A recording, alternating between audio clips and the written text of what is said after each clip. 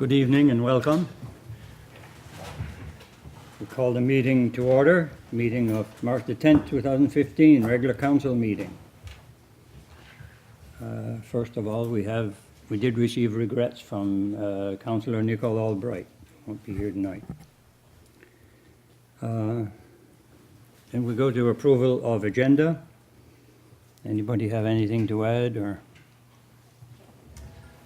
There was just one item, not necessarily for decision because it's a late item, but it's une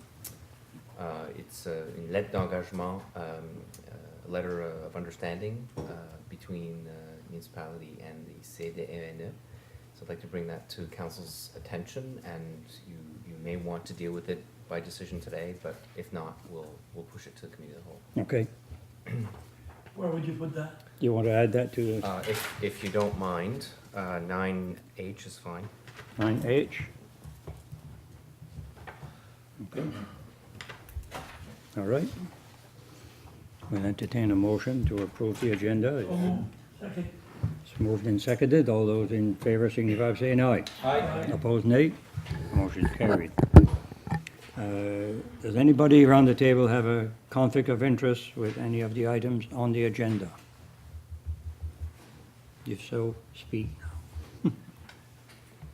If not, we'll go on to the next item on the agenda is a presentation.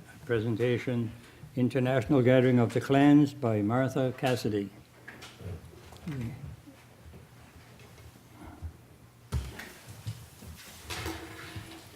You can introduce yourself and tell us who you are or whatever. First, thank you for allowing me to make a presentation. My name is Martha Cassidy, and I'm here this evening representing the St. Andrew's Society of Southwestern Nova Scotia. The International Gathering of the Clans events are held around the world and are intended to celebrate the influence of Scots who settled in virtually every country in the world, and to serve as a way for Scots who are related to each other, however distantly, to connect or reconnect with their clan identity. Every 3 to 4 years, events associated with the International Gathering are held in Nova Scotia. As you know, our province's name is Latin for New Scotland, and Nova Scotia has been the name that we've had since September the 10th, actually, of 1625, when Charles I signed it into existence. When the International Gathering is happening in Nova Scotia, it traditionally focuses on Pugwash, Antigonish, Pictou counties, and some special events in Halifax with the tattoo, and of course, clan gatherings in Cape Breton. We're not sure why it's here. We suspect that they asked to come to Yarmouth or to the Yarmouth area because of the ferry, but we really don't know. Anyway, we're delighted because, of course, every reason to have people coming to this province, this area, is a good thing. So this year, for the first time, the official closing exercises for the 2015 International Gathering of the Clans is being held in Yarmouth on Saturday, July 25th. The official closing will be immediately after the Seafest parade, which, by the way, explains why I'm involved. With place names such as New Edinburgh or Argyle, Yarmouth County, obviously had a Scottish influence. But knowledge of the influence has been overlooked as we've recognized other nations' roles within our area. We do have a Scottish story to learn. The McKinnons were a very active family within the municipality of Argyle. So the instant recognizable symbol of that story, that Scottish story, besides the kilt, of course, is the tartan pattern used for kilts and other items of clothing. In Canada, through the efforts of Jean McCarriger Watson of Halifax, Tartan Day is celebrated on the first Monday of April. Tartan Day 2015 will be Monday, April the 6th, which of course is Easter Monday. Great timing. Nova Scotia has a tartan, but so also does Yarmouth. Designed by the late Saul Gillis, a longtime resident of Yarmouth, the Yarmouth tartan is ours. And so I'm here this evening to present each of you with a portion of the tartan, and would ask that you and your staff wear it perhaps the week of Tartan Day. It's up to you, of course. It would also be appropriate to wear it on July 25th at the closing and at the Ceilidh that evening, so you're invited. On Sunday, July 26th, there will be a Kirkin at Beacon United Church. Now, this is a ceremony, a church service, during which tartans are placed at the front of the church, and there is a blessing said for the families represented by the tartans. Now, you most certainly would be welcome at the Kirkin, and by the way, it has no G on the end. And clearly, your sample of the Yarmouth tartan would identify you as part of the Yarmouth clan. And I really appreciate the opportunity to present, to do this. Thank you. I think I'll leave these with Chris and you can pick them up. But I've put the Argyle pin on each one, and I'm looking forward to having mine, which will have Argyle, the town of Yarmouth, and the municipality of Yarmouth on mine. If there are any questions, I'll be glad to answer them. Don't ask me why an Irish woman is standing here before you. Martha, all these dates that you've given us, this is all going to be advertised? Yes, yes. So far, there is a federation for the promotion of Scottish culture in Nova Scotia, based in Halifax.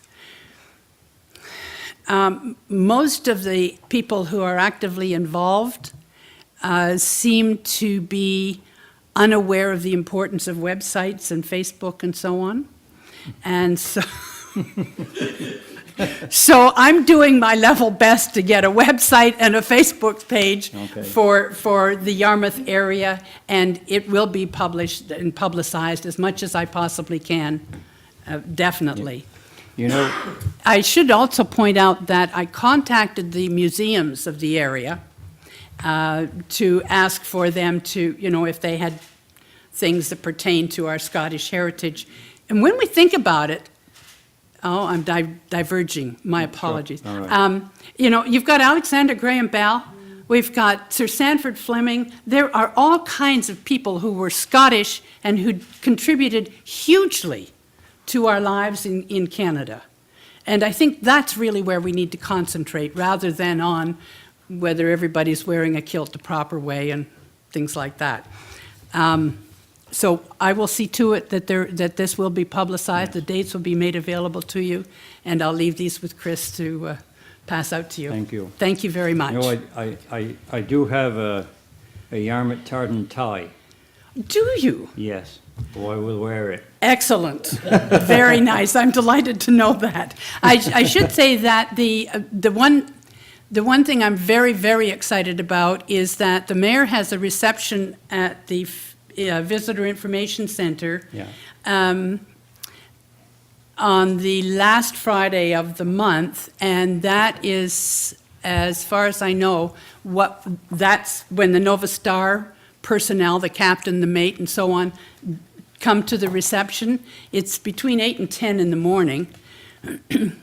They call it a tea, but I'm pretty sure it's a reception. They serve sweets and lemonade and so on. And the servers and so on will also be wearing their personal tartans, and I'm going to sneak down to the Visitor Information Center and make those people who aren't Scottish for a day. Thank you. Okay, thank you, Martha. Oh, Calvin, I just had a Warden. question. I'm sorry. Just wondering about, how many, do we have an idea how many people we're expecting to come to Yarmouth? I guess I'm thinking Argyle, is there possibilities for Argyle to, maybe put something together, to help out or to... Well, Peter Kroll at the museum has already been very helpful, and I started to say that. So when I was asking for information from the for them to maybe make displays at the various museums. Not only did he say that would be easy to do, but that he would also make it a Scottish emphasis, and that tours would be free that weekend. Now, Okay, and those of you who know Peter will know that that's impressive, okay? So yes, and I'm really not sure. I think that the village is a spot that I would like to see people go. Do we have an idea of how many? To be very honest with you, I haven't got a clue. Okay. So, yeah, I haven't. I would suspect that people visiting here, I would be ecstatic if there were a couple of hundred this time. But it's coming back in 2019. oh, yeah. So whatever we do this time will help to prepare, and then we'll sort of evaluate, and if there's enough interest, then we'll get a group together to work toward 2019. If there isn't enough interest, then this was like a bright shining star, and it won't happen again. We'll decline it. I'm hoping it does, because I think it can be an awful lot of fun Yeah. and excitement. And we have one of the bands, the pipe band that will be most featured is, of course, the Gales of Fundy, which is coming from Digby, so that's pretty nice, too. Yeah. Thank you. Okay, thanks. Okay, thank you very much. Thank you. But believe it or not, Martha, I have a niece that plays a bagpipe. And of course, she's half Scotch. She's a MacDonald, half French. She's a good piper. There's an excellent piper named Joseph Bishara. Yeah, I know, yeah. You don't have to be Scottish. Huh? No, I think it originated in the Middle East. Yes, that's right. Okay, well, thank you. Go on to adoption of minutes, regular council of February 17th. So moved. Second. Moved and seconded to approve the minutes of February 17th. All those in favor signify by saying aye. Aye. Opposed, nay. Motion carried. Business arising from the minutes. I think CAO has a couple of items, Yes, I do. short items. Just, yes, they are. One is, at our last meeting, we had made the commitment to meet with Mayor Surratt regarding the history on the road, the Montague Road. There were some assertions made about some of the history, so we did do some historic research on what the motions had been in the past. We found very little evidence of official motions around, well, zero evidence of official motions, both at the planning and advisory and also at the council level. So any discussions would have been informal around what the plans were for that road. There is no indication that the municipality ever made that commitment.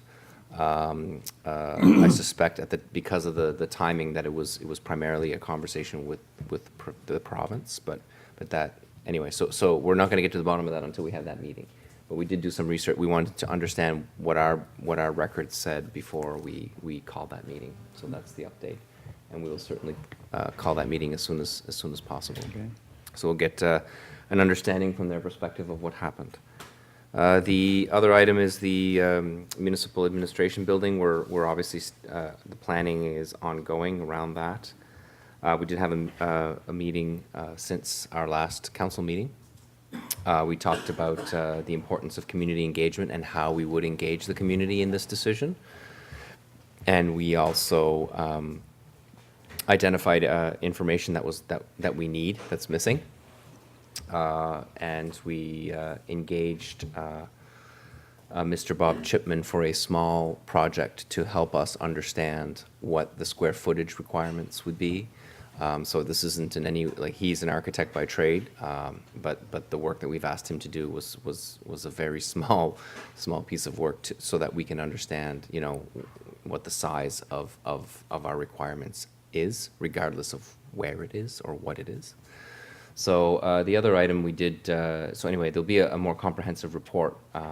You know, we're going through the consequences of retrofit and what that means in terms of the ever-changing rules and regulations of code, and how when you do substantial retrofit of a building, how you're required to comply to new code regulations, which of course cause us some concern and will be expensive. So we're trying to iron out what that looks like financially, and we'll have a more comprehensive report for council when we get there. But that's really, I know that kind of seems like little hors d'oeuvre bites of information, but that's what we have. And so we'll get a more comprehensive report to you prior to that.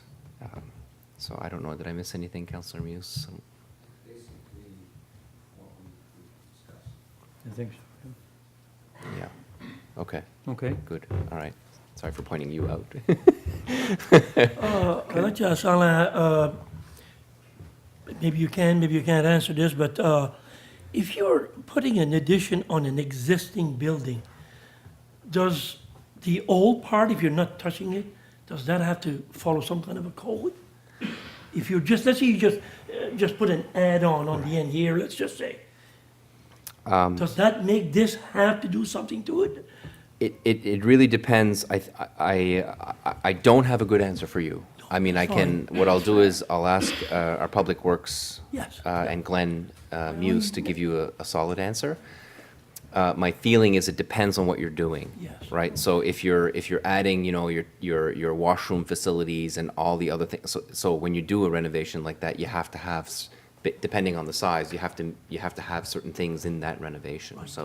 So I believe there are rules around that. How that would impact, I'm not sure. I can tell you that the issue that we have now, the biggest issue we have with this building in terms of expansion or major retrofit to this building is the basement. So the basement ceiling is not code. And so it is likely, although I won't confirm that today, but it is likely that we will lose the ability to have people in the basement. So we could use it for storage, but that means that there would have to be some addition to the space because we obviously need the basement space.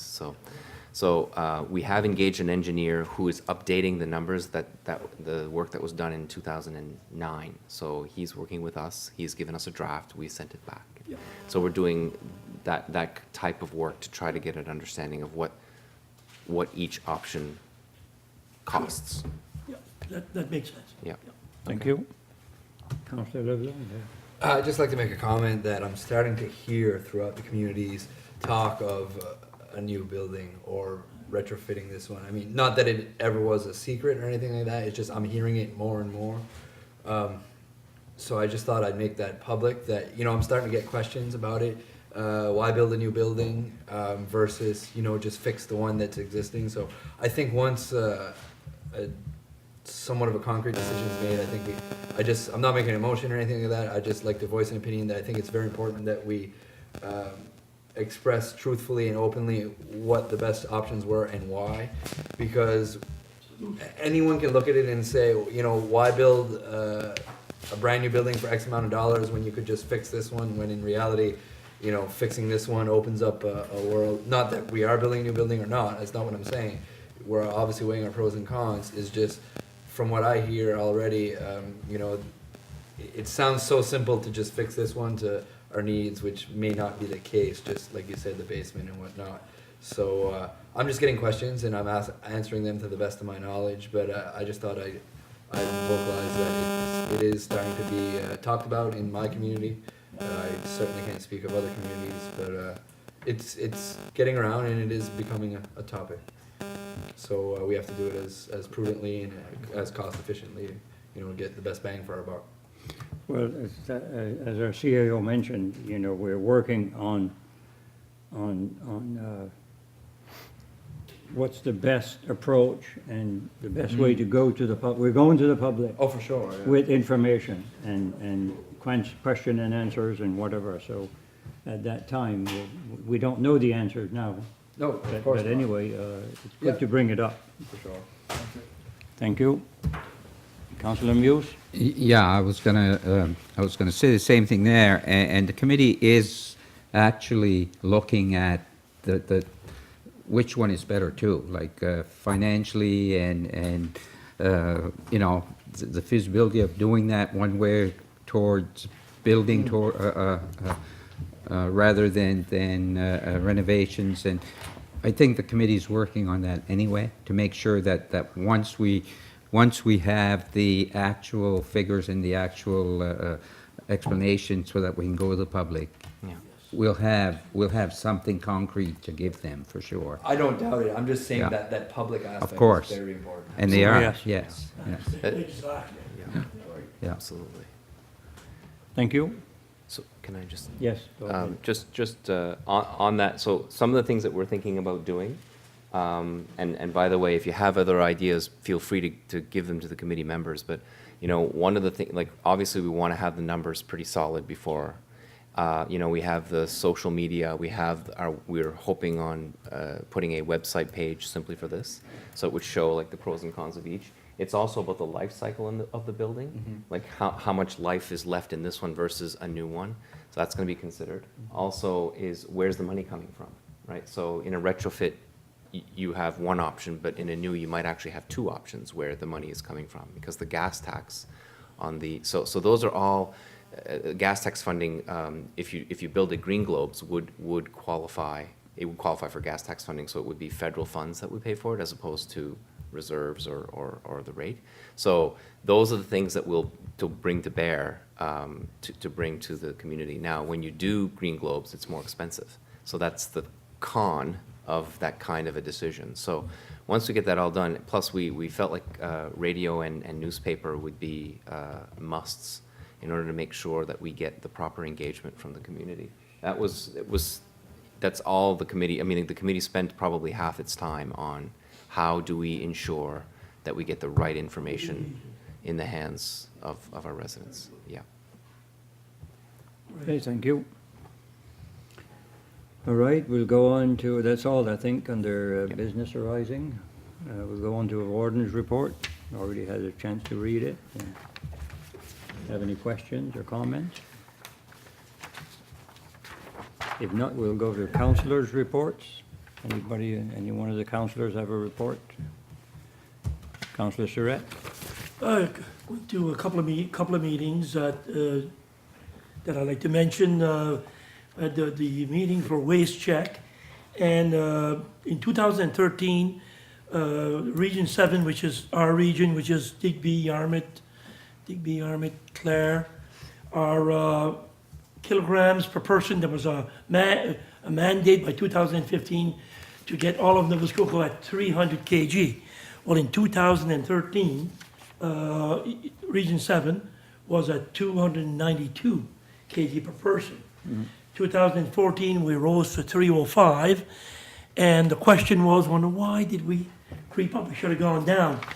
But what's happened was the Yarmouth, the town, especially the town, has had a lot of building that they had to demolish.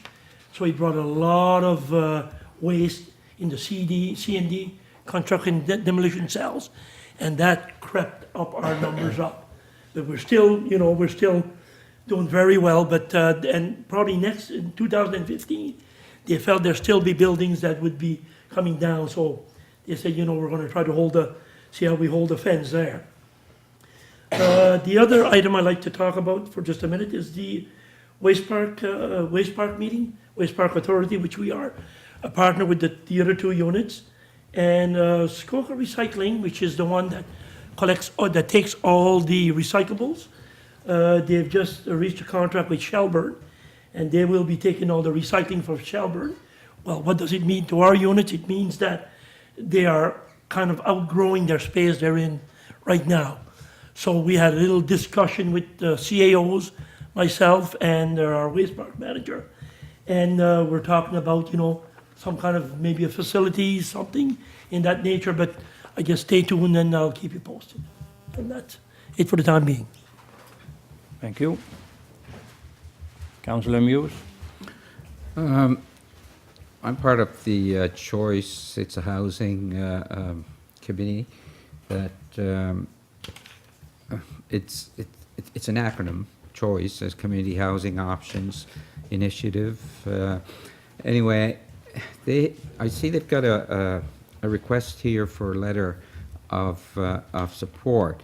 Now, they have applied through CMHC for some seed money to do a housing needs assessment, and it did not qualify. So I'm just wondering if the money wasn't for a study. It was for an actual project if you had one going, but that didn't qualify, and they thought that they could get a project going, but that didn't happen.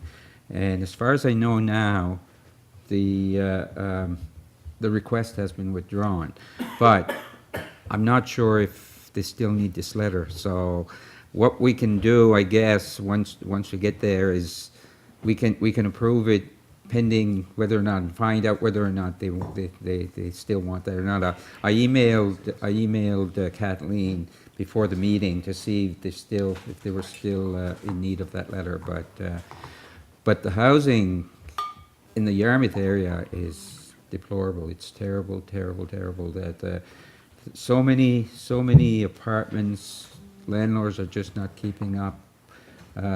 People are staying in these apartments because that's all they can afford.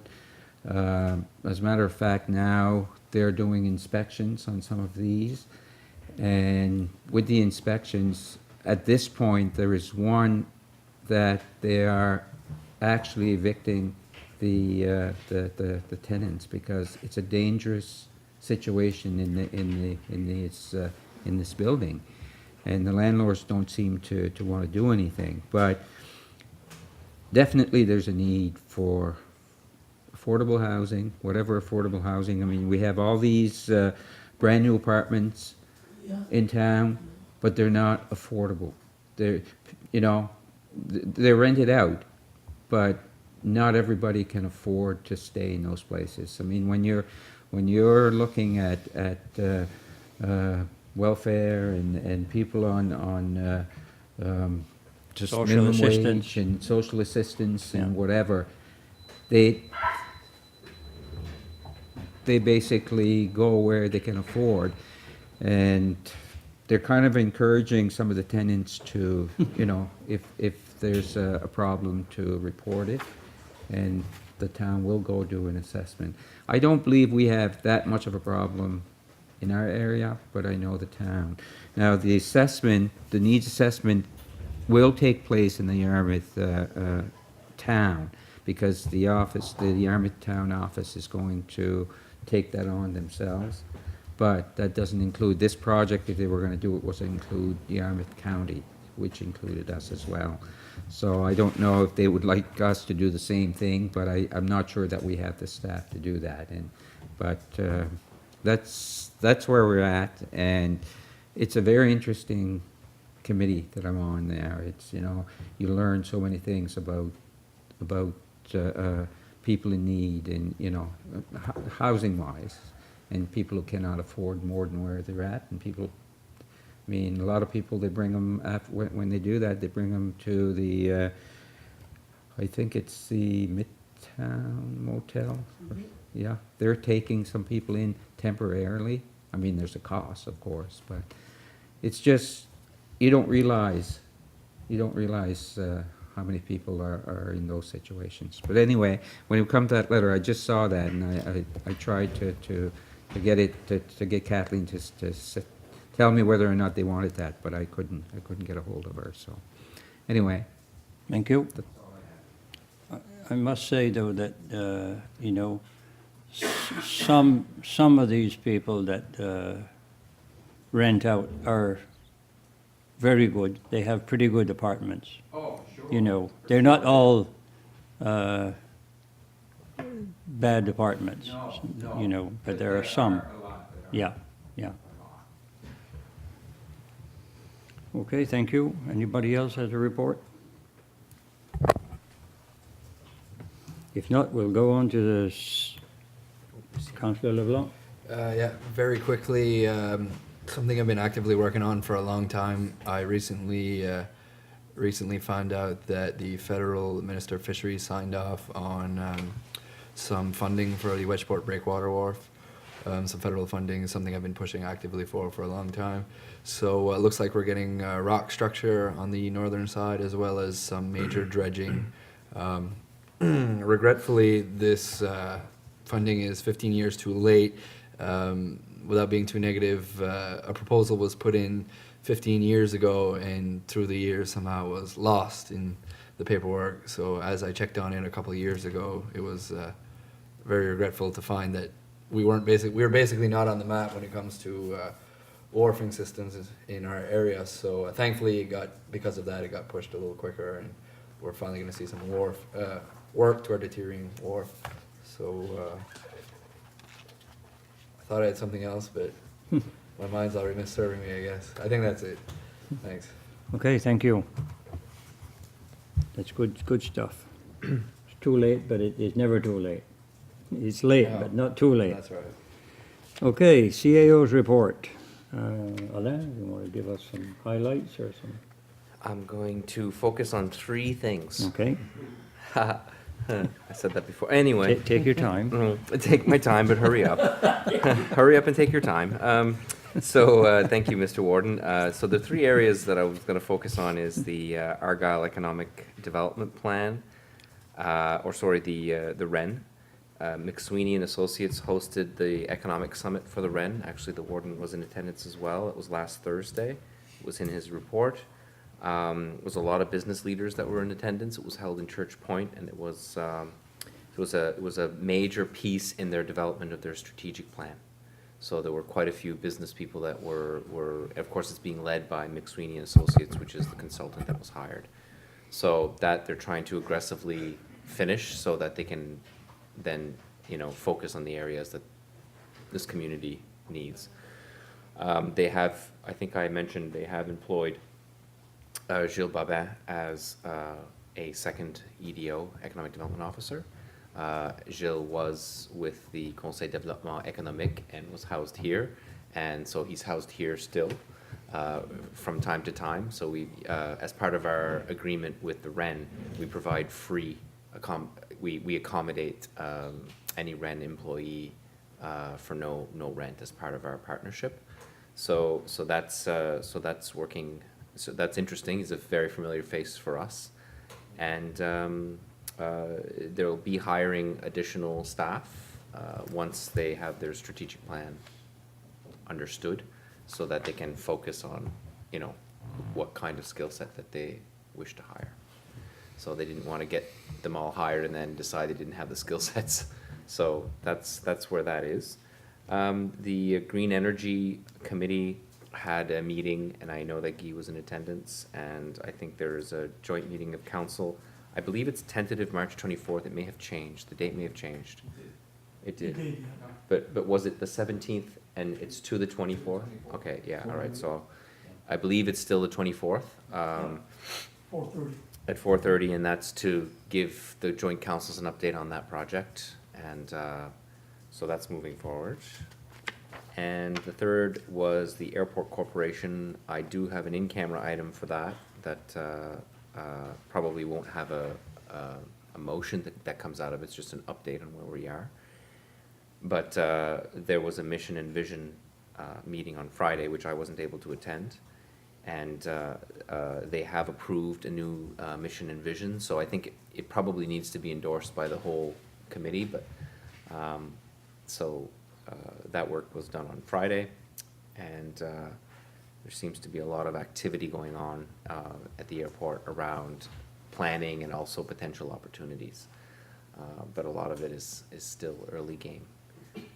So the three CAOs did meet again to talk about the funding for the airport, as the funding agreement will expire at the end of March this year.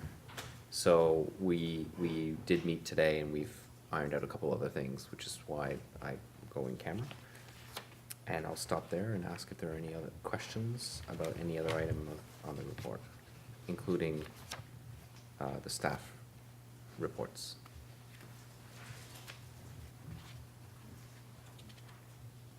No questions? Comments? Okay. Well, we'll go on to the next item on the agenda, ICSP update. And then would you read the 115 pages? I'll start on page 114. I'll read the two. I'll read the two. So that probably scared all of you collectively. So when we looked at it again, we thought, well, maybe we should give some context to this item. So there's actually a request for decision, essentially. So to keep a short story long, the ICSP was approved by this council years ago.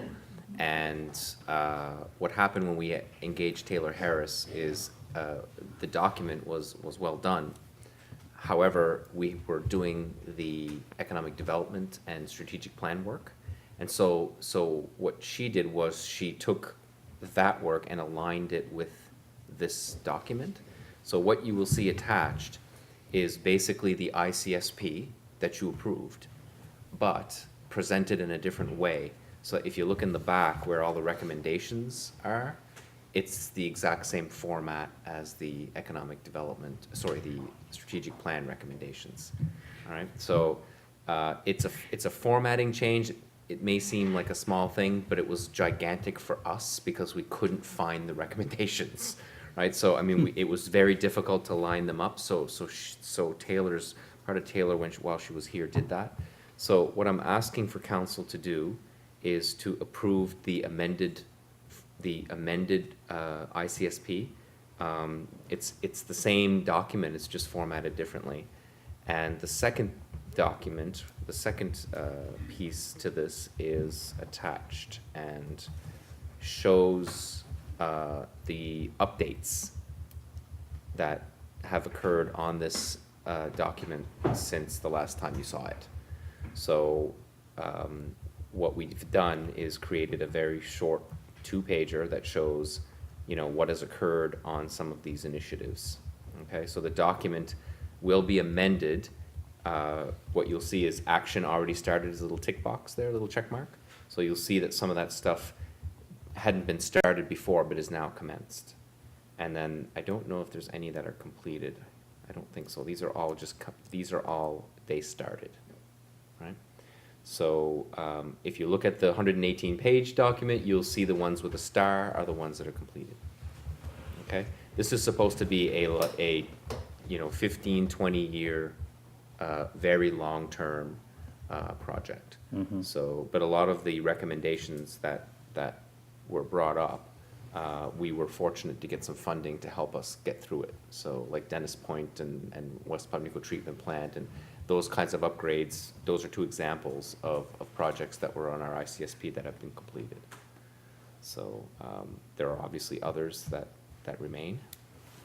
So So what you're looking for here is a motion to approve the amendment or the the updated? updated ICSP ICSP. as presented. Yeah, Yeah, that's what I'm looking for. So I can put it online and have everybody see. yeah. Second.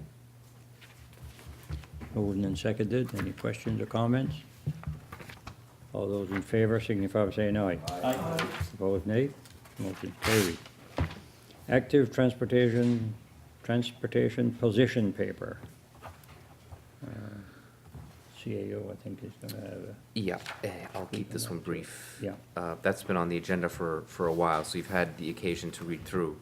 At the end of the document is really what's being asked of you, council, and what I'll say is this is what we have a tendency to do now is not assume that what you've decided in your strategic plan is just okay, no matter what. So when we identify that we're gonna start work on something that we think is gonna cost money or is gonna take some time, we wanna bring that to council first. So this is a position paper that does that, and this is the active transportation study will undoubtedly receive provincial funding. I can't assure you of that, but it's a very high probability that it will be subsidized 50%. The cost is generally $20,000 to $30,000. So what Natalie is bringing to your attention is the next steps, assuming that you endorse this paper, is to obtain provincial funding to hire a consultant. So get the funding first. engage Health and Wellness and Department of Infrastructure Renewal in the process, and we would then, will obviously engage a consultant before that time.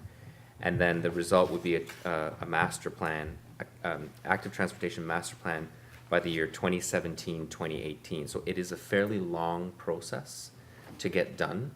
The cost of the document itself is not particularly cumbersome because you could split that over 2 years. It's not too bad. It's pretty good investment. And so, particularly because we're getting it hopefully subsidized. And obviously it's one of your strategic initiatives, and it's to encourage active transportation. That's biking, that's rollerblading, that's running, walking, but keeping in mind that we're very rural, so we can't necessarily, be active transportation to work if we're working in Yarmouth and we live in Pubnico. So there is a component of reasonableness that says, okay, well, we have to actually find places that we can do that. So it's not just about active transportation to work and play. It's to provide locations for people to be able to be active and moving. So I think Natalie has described it in great detail. We're not the first municipality to do this, so there's a lot of information out there, and I would certainly recommend that the next steps are reasonable, and that council should consider them as part of your commitment. Do we need a motion?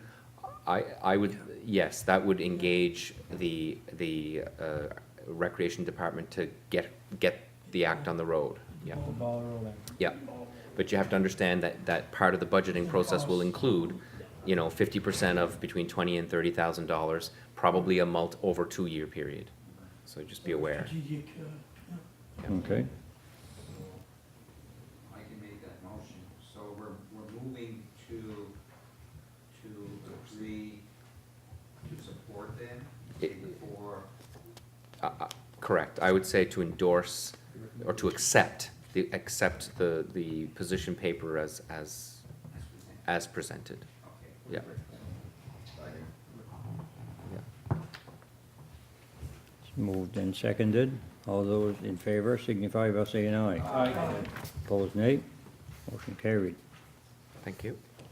Choice, letter of support, yeah. You wanted?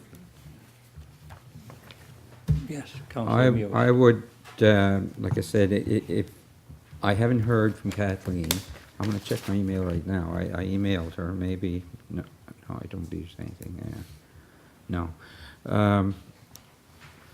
I guess I will move to write a letter of support, but prior to that we should find out whether or not, I mean, if she says they still need it, then I would move that we do write a letter of support, but based on the need, whether or not she needs it or not.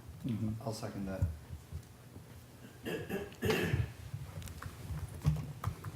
We've heard the motion.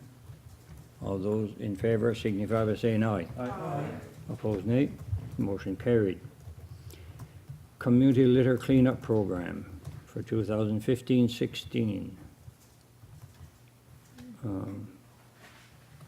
This is something we've been doing for a few years now. How many years have we been doing it?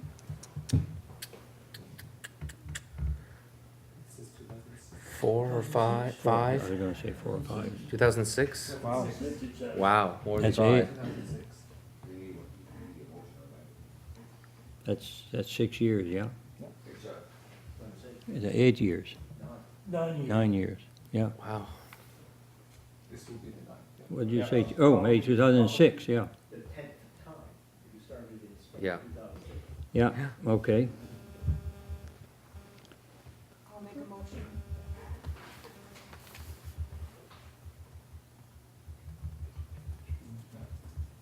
Yeah. I was reading what the sample motion was. Councillor Murphy? No, it's fine. Councillor made the motion, but I just want to let, it's a good program. Yeah. It's a very good program. It cleans up a lot of debris and litter and everything on the roads, and you know, and not only that, it helps it helps the people that, organizations that are doing this, and, you know, and they take very, you know, a lot of pride in doing Yeah. this. So anyways, I'll second that motion from Councillor Rourke. Okay. Councillor LeBlanc? Kind of like Councillor Murphy. I think this is a great program. It does wonders. That being said, I'd just like to touch on sidewalks. Again, I don't have a motion to make, just a comment maybe for staff. I've received a few complaints lately, and I just thought this was a good time to bring it up.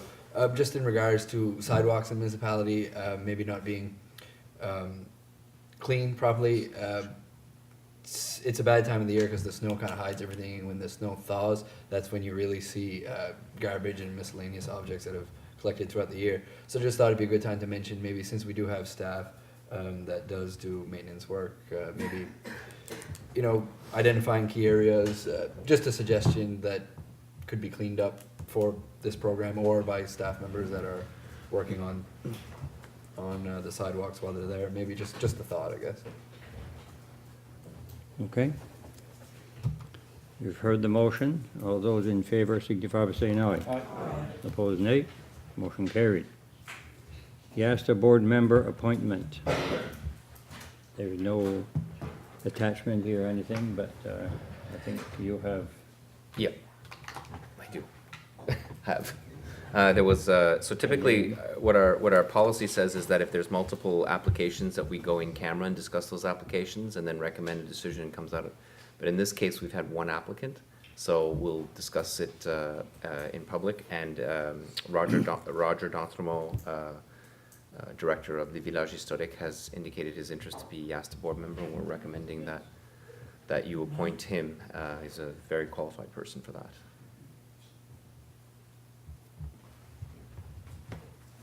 What's the council's wish? Okay.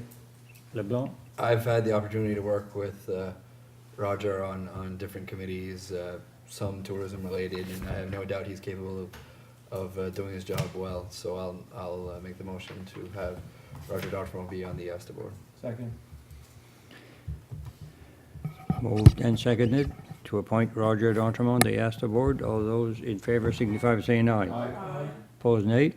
Motion's carried. Noise bylaw exemption request.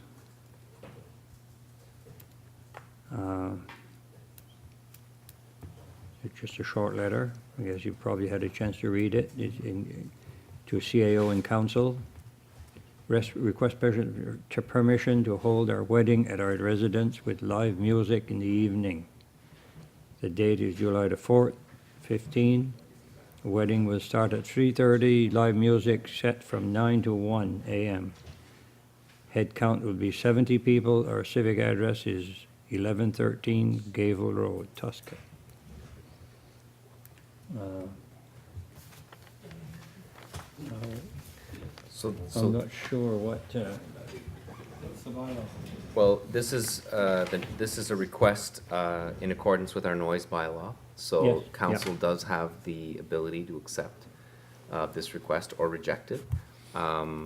Basically, because the event is likely going to make noise in the time where you're not allowed to make noise, they're requesting an exemption from the bylaw so that they don't get in trouble for that noise. And so the request is certainly consistent with how the bylaw is worded. So it's a wedding on Gable Road in Tuscan, and council is being asked to consider the exemption. So what would happen is what we would likely do is obviously, if you are in favor, we would inform the person that they're in favor, and probably would contact some of the neighbors around to ensure that they understood that was happening. We would prefer that be done by the person actually organizing the event. But because it's our bylaw and we've exempted it, we do have a certain responsibility, I think, to ensure that people around understand what's going on. Or you can reject it, and that's that. I'll move to accept Yeah. request, and then you can vote. Discussion, I guess.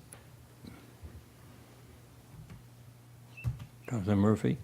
Or Surratt? rather? I'll second that motion, and I'd like to add, if I could, I know where this 1113 Gable Road is. I don't want to get everybody here to go to the wedding, but it's right where the big bridge in Gableton is. That big house that's on the left as you get coming from Tuscan. It's used to be a guy from McDonald's that owned it. Anyhow, and I know where the house is, and it's far away from any other houses right there.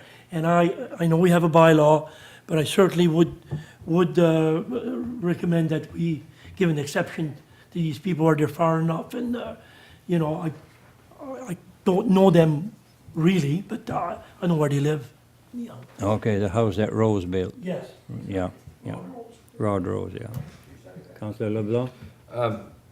Often I find our noise bylaw is disrespected and nobody really has respect for it. I find it very professional of them to have requested an exemption, and I wouldn't want anyone to tell me to quiet down on my wedding night, so I was just gonna second the motion, but. Okay, thank you.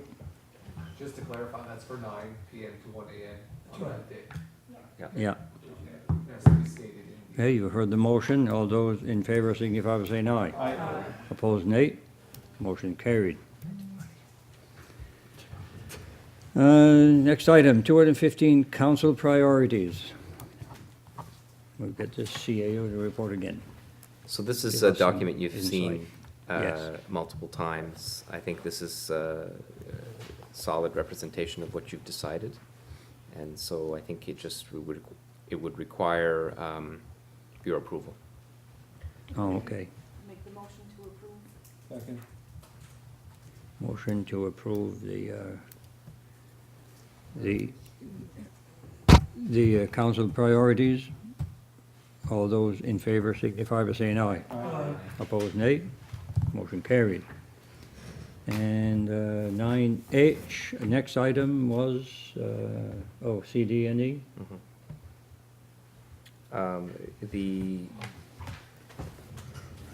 What has happened is we've had meetings with the CDENE, and recently myself and Gwen LeBlanc from the CDENE talked about how are we going to work together so that we're not actually overlapping each other on work, because we have a community development officer and that does community development, and then we have The REN. and we have the REN, and we have the CDENE, and so we have a lot of who's who in the zoo around economic development and community development. So there's a lot of work to do, so it's good that we have a lot of, you like that, sorry, I probably shouldn't have said that. Anyway, when I get those two laughing, it's a problem. Anyway, so there's a lot of players, right? So essentially, what we'd like to do is kind of focus the work. So the discussion was around three things in particular. One was tourism. And so what we had was, Brenda was a tourism development officer turned community development officer, so we had an expertise there. We actually had Gwen, who has a lot of experience with tourism as well. So when we hired Charlene is more business oriented than tourism oriented. So where we had two people with a strength in tourism, there was overlap, right? And so what we're trying to do is say, why don't we have a lead for that, right? That is one person. And so what our discussions resulted in the conclusion that Gwen should probably be the lead person for tourism as it relates to Argyle stakeholders. So where that used to be Brenda, and would naturally fall to Charlene under normal circumstances. What we're saying is, well, we have an expertise here. Why don't we use it, right? So what that means is that every year we do spend money to support stakeholder initiatives, like 50 Things to Do in Argyle, for example. You partially funded that, although it was mostly the province at the time, and other such initiatives. So the CDENE doesn't have the money to do that. We commit funds every year to support smaller projects like that. So what would happen is that Gwen would then play a lead role, but we would actually have a budget item that was very clearly defined. Okay, so that work has already begun in terms of having the CDENE engage the stakeholders of Argyle in conversations, okay? So what that means is, doesn't mean that Charlene isn't engaged in tourism, it means that the lead is Gwen. And so the only exception to that would be the Bon Temps Starlight initiative, which we're partners with the Société Bon Temps. And so we would prefer that that project be started and completed by the municipality, led by the municipality in partnership with Bon Temps. So this really is about what's some smaller scale projects that might help, like, Argyle experiences, tourism experiences. Okay, yeah. So that was the discussion, and that went up the chain of command to the CDENE, and they liked the idea. In fact, Gwen is the tourism coordinator for the province for the CDENE, so would have access to other areas of potential partnerships and funding, like the CDENE and other such items. She's also a non-voting member of the YASTA board, invited guest, so that allows for the full communication, I think. I think it's a good initiative, and Yeah. Yeah, I Very think it good- works good for fit. us. Good fit, I think. I'm bringing it to you for your consideration, and whether you want to make a decision on that now or wait, that's fine, because I know it's a late item. The other areas that we look to focus on is, there were two other areas, explore the value-added produits de mer. So we would focus on the aquaculture side, which we've already committed to in terms of priority, but the CDENE would play a role in determining what would be required in terms of research in order to support potential value adding to our fishing product. So we are not experts in this, and so what we would look at is some of the innovation organizations that are provincial that help communities like ourselves to look at some innovative ways to increase value. There's an organization called Perennia, and so that's what they do. They basically have think tanks, and they do this work on behalf of communities. So it would be about coordinating that work. It wouldn't be about creating something from scratch. We wouldn't have that expertise, and nor would the CDENE. But the CDENE is committed to lead that, and they would report their work to the Argyle Economic Development Committee. Okay, and that was a priority established by that committee as well in a recent priority setting session. And the third area was the logement housing. Encourage entrepreneurs that are interested in doing business in Argyle, and how we can combine or take a look at some of the older homes that are perhaps less attractive for living, but maybe very attractive for business. So the CDENE has engaged to do that work on our behalf, to look at, some ways to utilize these homes differently. And it might actually bleed into, some of the housing issues that have been identified. So there's really kind of a broader work that needs to be done there, but so they committed to do that work on our behalf. So we're trying to not divide and conquer, but we're trying to say, here are the projects that we are going to work on, here are the projects you're going to work on, and let's report. To be very clear in that. So that is a very long description. I probably should have just read this. It was a one-pager. Yeah. And so I think this is a really good approach. It provides a good, way forward.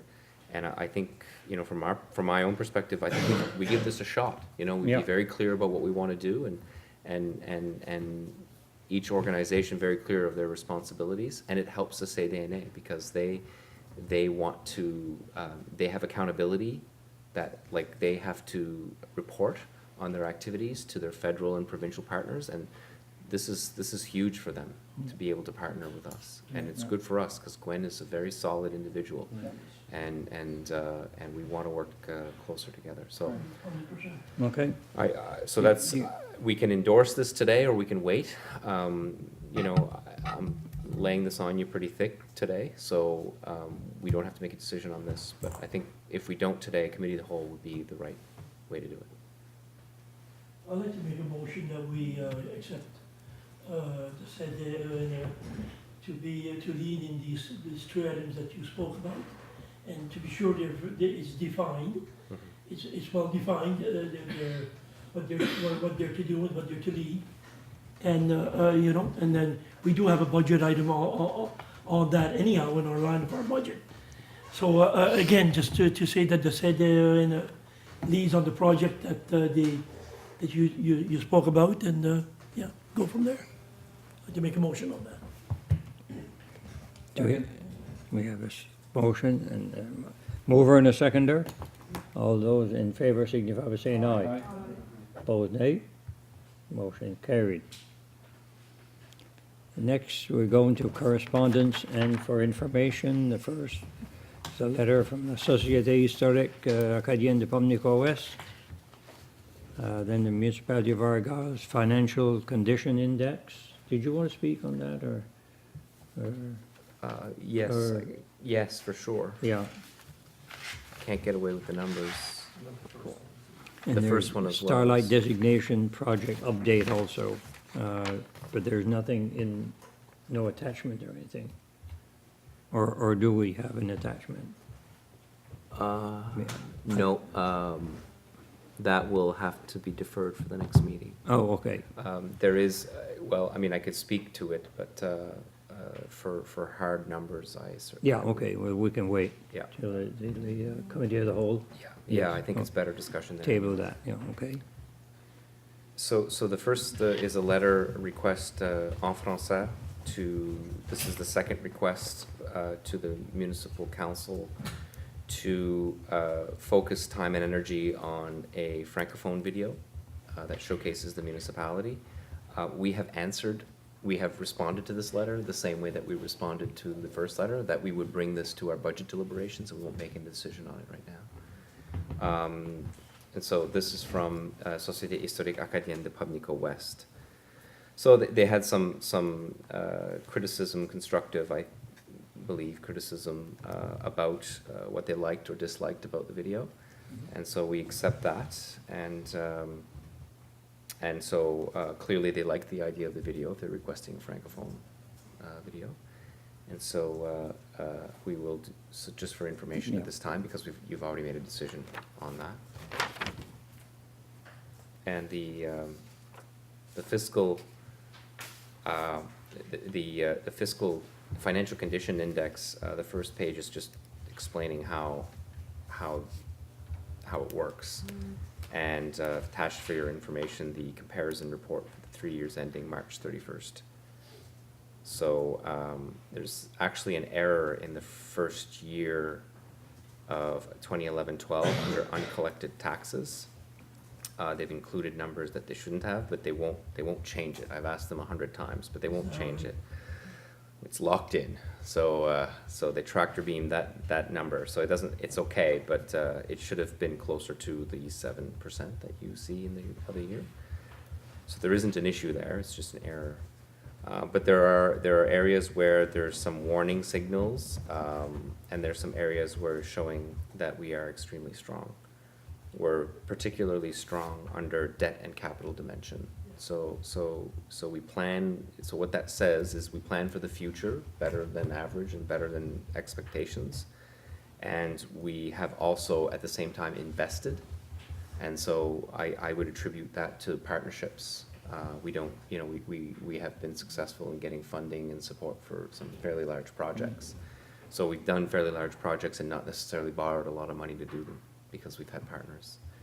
And so that the debt and capital dimension is green across the board, which is excellent.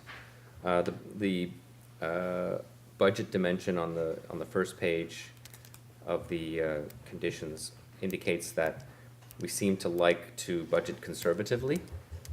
And that's not going to change. I don't know that and so just as I'm being funny, but I'm being serious. I don't know that that the province really would consider that a negative when they're able to spend less money than expected. It's just the way that we budget is very conservative. We plan for the worst and we plan for the worst and work for the best. And so that's how we've done it for years, and I'm not changing it now. So they'll just have to get used to the fact that we're conservative budgeters. And then the revenue dimension is showing some warning signals that are particularly around tax base. So our tax base growth is fairly, it's not high. It's not problematic, it's not going the other way, but what we have to be conscious of is our ability to generate revenues based solely on assessment increases is becoming more challenged. And so how do we react to that? Well, we control costs, that's one way to do it. The other way is to consider whether your rate is at the right place. If you're not able to generate enough revenue from the assessment, the other way that you can influence that is your rate. And the third is to grow, right? And so you might not be able to, you know, bring new residents, you may not be able to control that fully. Clearly, we're not able to control that fully. But there, you know, a focus on economic development might generate commercial assessment increases. And so then it's share the load, right? Share the load. So that's an area where we have and continue to focus, right? So commercial property assessment is a little light, and that is not uncommon amongst rurals, particularly those that are bedroomed to towns.